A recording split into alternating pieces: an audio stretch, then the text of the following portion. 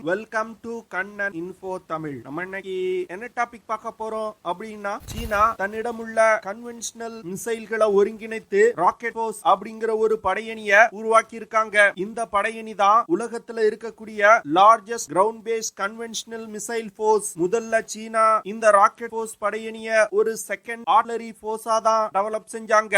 ஆனா தற்போது சீனாவின் ராக்கெட் போர்ஸ் படையணி PLARF அப்படின்னு அழைக்கப்படுது. அதாவது எப்படி ஆர்மி, நேவி, ஏர்போர்ஸ் அப்படின்னு முப்படை இருக்கோ, 4வது படையணியா இந்த ராக்கெட் போர்ஸ் படையணியை சீனா உருவாக்கி இருக்காங்க. 2017 இருந்து 19க்குள்ள சீனா தன்னுடைய ராக்கெட் போர்ஸ் படையணியின் அளவை 33% அதிகரிச்சிருக்காங்க. இதுல இருந்து சீனா தன்னுடைய ராக்கெட் போர்ஸ் படையணிக்கு எவ்வளவு முக்கியத்துவம் கொடுத்து அதை டெவலப் செய்து வந்துகிட்டு இருக்காங்க அப்படிங்கிற விஷயம் தெளிவா தெரியுது. இந்த சூழ்நிலையில சீனாவின் ராக்கெட் போர்ஸ் படையணிக்கு பதிலடி கொடுப்பதற்கு இந்தியாவும் IRF அப்படிங்கிற இந்தியன் ராக்கெட் போர்ஸ் படையணியை தற்போது டெவலப் செய்ய ஆரம்பிச்சிருக்காங்க. இந்தியா தன்னுடைய ராக்கெட் போர்ஸ் படையணியை உருவாக்குறதுக்கு பல முக்கியமான விஷயங்களை செஞ்சு வந்துகிட்டு இருக்காங்க. அதுவும் குறிப்பா இந்தியன் ராக்கெட் போர்ஸ் படையணியில என்னென்ன மிசைல்கள் இணைக்கப்பட உள்ளது அப்படிங்கிற விஷயம் தற்போது வெளிவந்திருக்கு. இந்த வீடியோல எதற்காக இந்தியா ராக்கெட் போர்ஸ் படையணியை உருவாக்குறாங்க, இந்த படையணியில என்னென்ன மிசைல்களை இந்தியா இணைப்பதற்கு திட்டமிட்டிருக்காங்க,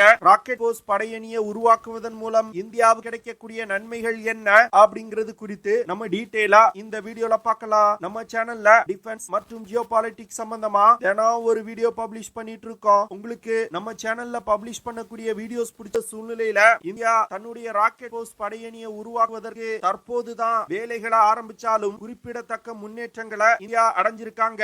இந்திய முப்படை தளபதிகள் இந்தியாவுக்கு ராக்கெட் போர்ஸ் படையணி தேவை அப்படிங்கிற விஷயத்துல ரொம்ப தீர்க்கமா இருக்காங்க. சமீபத்துல பேட்டி அளித்த ஜெனரல் மனோஜ் நரவானே அவர்கள் என்ன சொன்னாருன்னா, வரும் காலத்துல நடக்க உள்ள யுத்தங்கள்ல இந்த ராக்கெட் போர்ஸ் படையணி மிகப்பெரிய அளவுல பயன்படுத்தப்படும் அப்படின்னு சொல்லியிருக்காரு. அதாவது யுத்தத்தோட முதற்கட்ட தாக்குதல்ல ராக்கெட் போர்ஸ் படையணியை பயன்படுத்தி கண்ட்ரோல் போஸ்ட், ஆயுத கிடங்குகள், விமான ஓடுதளங்கள் போன்ற பல விஷயங்களை எதிரிகள் தாக்குவாங்க.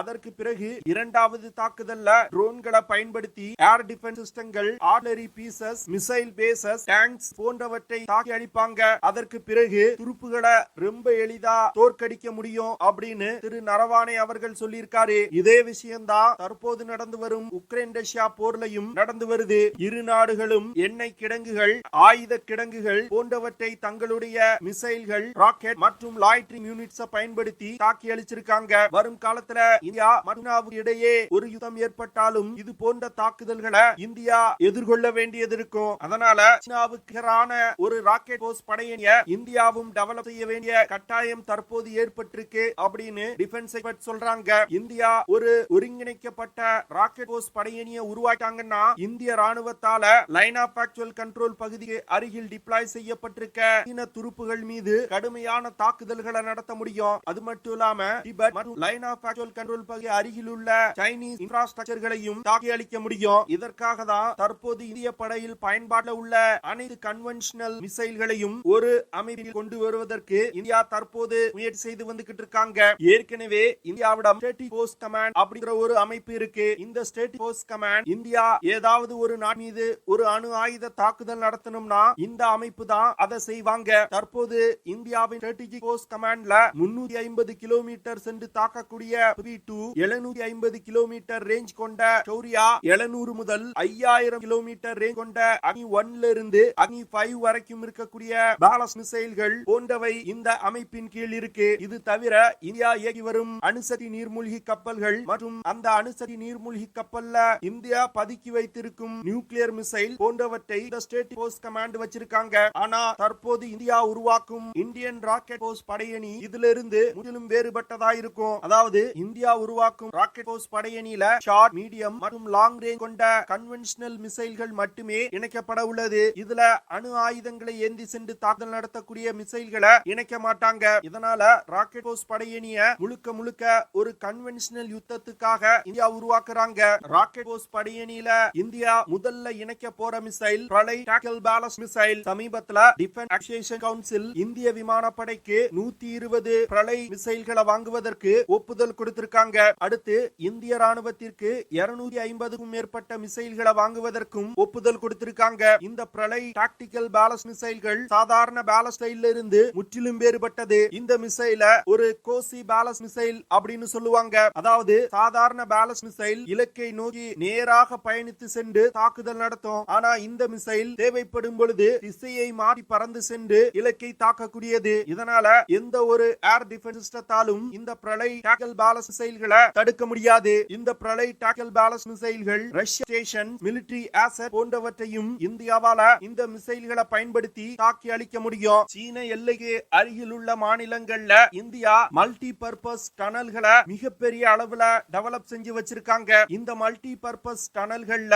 பிரளை போன்ற ஷார்ட் ரேஞ்ச் பேலஸ்ட் மிசைல்களை இந்தியா பதுக்கி வைப்பாங்க. ஒரு யுத்த நேரத்துல சீனா முதல்ல தாக்கிய பிறகு இந்த டனல்கள்ல இருந்து மிசைல்களை இந்தியா வெளியே எடுத்து வந்து சீனா மீது கடுமையான தாக்குதல்களை நடத்த முடியும். அது மட்டும் இல்லாம சீனா தாக்கிய ஒரு சில மணி நேரங்கள்ல இந்தியாவால டனல்கள்ல பதுக்கி வச்சிருக்க ஷார்ட் ரேஞ்ச் டாக்கல் பேலஸ்டிக் மிசைல்களை வெளியே எடுத்து வந்து உடனடி தாக்குதலை நடத்த முடியும். ராக்கெட் போர்ஸ் படையணியில இந்தியா இணைக்க திட்டமிட்டிருக்கும் இரண்டாவது missile long range cruise missile. தற்போது இந்திய படையில நிர்பய் சப்சானிக் க்ரூஸ் மிசைல்கள் இணைக்கப்பட்டிருக்கு. இந்த மிசைல் ராக்கெட் போர்ஸ் படையணியில அதிக அளவுல இணைப்பதற்கு இந்தியா திட்டமிட்டிருக்காங்க. இந்த மிசைல்னால 1000 கிலோமீட்டருக்கும் அதிகமான தூரத்துல உள்ள இலக்குகள் மீது மிக துல்லியமான தாக்குதல்களை நடத்த முடியும். இந்த நிர்பய் க்ரூஸ் மிசைல்ல பயன்படுத்தப்பட்டிருக்கும் டர்போ ஃபேன் இன்ஜின் ரஷ்ய தயாரிப்பு இன்ஜின். சமீபத்துல DRDO ITCM அப்படிங்கிற ஒரு திட்டத்தின் கீழ் லாங் ரேஞ்ச் கொண்ட க்ரூஸ் மிசைல்களை முழுக்க முழுக்க இந்தியாவிலே தயாரிப்பதற்கு முயற்சி செய்து வந்துகிட்டு இருக்காங்க. சில நாட்களுக்கு முன்பு இந்தியா இண்டிஜினியஸ் டெக்னாலஜி க்ரூஸ் மிசைல வெற்றிகரமா சோதனை செஞ்சிருக்காங்க. இந்த க்ரூஸ் மிசைல்ல உள்நாட்டிலே டெவலப் செய்யப்பட்ட ஸ்மால் டர்போ ஃபேன் இன்ஜின் பயன்படுத்தப்பட்டிருக்கு. இதன் மூலமா லாங் ரேஞ்ச் கொண்ட சப்சானிக் க்ரூஸ் மிசைலுக்கு தேவையான இன்ஜினை வெற்றிகரமா இந்தியா டெவலப் செஞ்சிருக்காங்க. வரும் காலத்துல இந்தியா டெவலப் செய்யும் அத்தனை லாங் ரேஞ்ச் க்ரூஸ் மிசைல்களையும் தற்போது DRDO டெவலப் செஞ்சிருக்க இந்த Manik small turbo fan engine பயன்படுத்தப்படும். லாங் ரேஞ்ச் க்ரூஸ் மிசைல்களை வாங்குவதற்கு மினிஸ்ட்ரி ஆஃப் டிஃபென்ஸ் ஆகஸ்ட் 2023ல 10,000 கோடியை ஒதுக்கி இருக்காங்க. அடுத்து பிப்ரவரி 2024ல லாங் ரேஞ்ச் க்ரூஸ் மிசைல்களை வாங்குவதற்கு இந்திய ராணுவத்திற்கு 4,000 கோடியை இந்திய அரசாங்கம் ஒதுக்கி இருக்காங்க. இந்த லாங் ரேஞ்ச் க்ரூஸ் மிசைல்களை பயன்படுத்தி சீன எல்லைக்குள் நீண்ட தூரத்துல இருக்கக்கூடிய டார்கெட்டுகள் மீது தாக்குதல் நடத்த முடியும். இந்த லாங் ரேஞ்ச் க்ரூஸ் மிசைல்களை பிரம்மோஸ் மிசைல்களுக்கு பயன்படுத்தும் யூனிவர்சல் வெர்டிகல் லான்ச்சர்கள்ல இருந்து இந்திய கடற்படையால் லான்ச் செய்ய முடியும். அது மட்டும் இல்லாம Su-30 MKI போர் விமானத்துல பிரம்மோஸ் A மிசைல்களை லான்ச் செய்யும் லான்ச்சர்கள்ல இந்தியா டெவலப் செய்யும் லாங் ரேஞ்ச் க்ரூஸ் மிசைல்களை எடுத்து சென்று லான்ச் செய்ய முடியும். இதனால இந்த மிசைலுக்கு புதிதாக லான்ச்சர்களை உருவாக்க வேண்டிய தேவை இந்தியாவுக்கு இல்ல. இந்த லாங் ரேஞ்ச் க்ரூஸ் மிசைல்களை நீர்மூழ்கி கப்பல்ல இருந்து லான்ச் செய்வதற்கும் இந்தியா திட்டமிட்டிருக்காங்க. சமீபத்துல ரஷ்ய தயாரிப்பு சிந்துகோஸ் கிளாஸ் சம்மரீன்ல இருந்து சம்மரீன் லான்ச் க்ரூஸ் மிசைல இந்தியா வெற்றிகரமா சோதனை செஞ்சிருக்காங்க. இதனால இந்தியாவின் முப்படைகள்லையும் இந்த லாங் ரேஞ்ச் க்ரூஸ் மிசைல்கள் பயன்பாட்டில் இருந்து வருது. தற்போது இந்தியா புதிதாக உருவாக்கும் ராக்கெட் போர்ஸ் படையணியிலையும் இந்த மிசைல்கள் இணைக்கப்பட உள்ளது. அடுத்து ஏற்கனவே இந்தியாவின் ஸ்ட்ராட்டஜிக் போர்ஸ் கமாண்ட் பயன்படுத்தி வரும் சில மிசைல்களை கன்வென்ஷனல் மிசைலா மாத்தி ராக்கெட் போர்ஸ் படையணியில இணைப்பதற்கு இந்தியா திட்டமிட்டிருக்காங்க. அதுல முக்கியமான மிசைலா இருப்பது அக்னி பிரைம் மிசைல். இந்த மிசைல் அதிநவீனமான மிசைல். அக்னி 4 மற்றும் அக்னி 5 மிசைல்களுக்காக உருவாக்கப்பட்ட பல தொழில்நுட்பங்கள் இந்த மிசைல்ல இணைக்கப்பட்டிருக்கு. அக்னி பிரைம் மிசைல்னால 1500 கிலோமீட்டர் தூரத்துல உள்ள இலக்குகளை மிக துல்லியமா தாக்க முடியும். சமீபத்துல அக்னி பிரைம் மிசைலோட ரேஞ்சை இன்கிரீஸ் செய்வதற்கு DRDO முயற்சி செய்து வந்து க்ரூஸ் மிசைல். ஏற்கனவே இந்தியாவுடைய முப்படைகள்ல இந்த பிரம்மோஸ் சூப்பர்சானிக் க்ரூஸ் மிசைல்கள் பயன்படுத்தப்பட்டு வருது. முதல்ல இந்தியா ரஷ்யாவிடம் இருந்து டெக்னாலஜியை வாங்கி பிரம்மோஸ் மிசைலை உருவாக்கும் பொழுது அதிகபட்சமா 290 கிலோமீட்டர் தூரத்துல உள்ள இலக்குகளை தாக்கும் வகையில தான் உருவாக்கப்பட்டது. ஆனா இந்தியா தொடர்ந்து பிரம்மோஸ் மிசைலோட ரேஞ்ச அதிகப்படுத்துவதற்கு முயற்சி செய்து வந்துகிட்டு இருக்காங்க. தற்போதைய நிலையில 450 கிலோமீட்டர் தூரத்துல உள்ள இலக்குகளை தாக்கும் வகையில பிரம்மோஸ் ER அப்படிங்கிற ஒரு புதிய மிசைல இந்தியா டெவலப் செஞ்சிருக்காங்க. ஆனா DRDO பிரம்மோஸ் மிசைலோட ரேஞ்ச 800 கிலோமீட்டரா அதிகரிப்பதற்கு முயற்சிகளை செஞ்சு வந்துகிட்டு இருக்காங்க. ஜனவரி 2024ல இந்திய கடற்படை DRDO உருவாக்கிய 800 கிலோமீட்டர் ரேஞ்ச் கொண்ட பிரம்மோஸ் மிசைல வெற்றிகரமா லான்ச் செய்து சோதனை செஞ்சு பார்த்தாங்க. இது தவிர பிரம்மோஸ் NG அப்படிங்கிற ஒரு நெக்ஸ்ட் ஜெனரேஷன் பிரம்மோஸ் மிசைல் மிசைலையும் இந்தியா டெவலப் செஞ்சு வந்துகிட்டு இருக்காங்க. இந்த மிசைல்கள் தற்போது பயன்பாட்டில் உள்ள பிரம்மோஸ் மிசைல்களை விட 50% எடை குறைவா இருக்கும். அது மட்டும் இல்லாம மிசைலோட அளவுலையும் 3 மீட்டர் குறைவா இருக்கும். ஆனா மிசைலை பயன்படுத்தி தாக்குதல் நடத்தும் போது ஏற்படக்கூடிய சேதம் மற்ற பிரம்மோஸ் மிசைல்களுக்கு நிகராயிருக்கும். இந்த பிரம்மோஸ் என்ஜி மிசைல்னால 290 கிலோமீட்டர் தூரத்தில் உள்ள இலக்குகளை 4000 கிலோமீட்டர் வேகத்தில் சென்று தாக்கும். புதிதாக இந்தியா உருவாக்கும் இந்த பிரம்மோஸ் என்ஜி மிசைல் 1.3 டன் எடை கொண்டதா இருக்கும். ஆனா பழைய பிரம்மோஸ் மிசைல்களை எடுத்துக்கிட்டீங்கன்னா 2.65 டன் எடை கொண்டதா இருக்கும். அதனால எடையிலையும் பிரம்மோஸ் என்ஜி மிசைல் மிக குறைவா இருக்கு. இதனால அதிகமான மிசைல்களை விமானங்கள்ல எடுத்து சென்று தாக்குதல்களை நடத்த முடியும். இது தவிர பினாக்கா மல்டி பேரல் ராக்கெட் லான்ச்சர்களையும் இந்தியா ராக்கெட் போர்ஸ் படையணியில இணைப்பதற்கு திட்டமிட்டிருக்காங்க.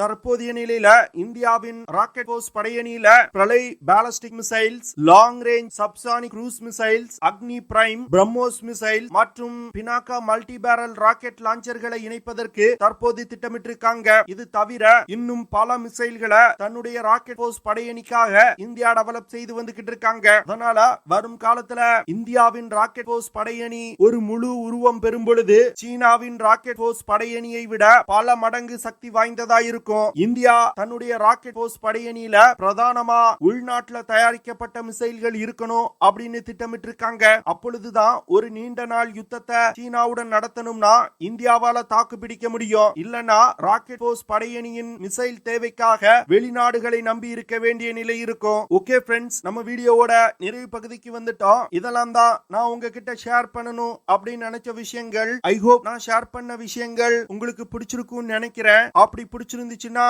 ஷேர் பண்ணுங்க, லைக் பண்ணுங்க, கமெண்ட் பண்ணுங்க. மறக்காம நம்ம சேனலுக்கு சப்ஸ்கிரைப் பண்ணுங்க. அப்படியே அந்த பெல் நோட்டிபிகேஷனை கிளிக் பண்ணி ஆல்ங்கிற ஆப்ஷனை எனேபிள் பண்ணிக்கங்க. See you in the next video. Jai Hind.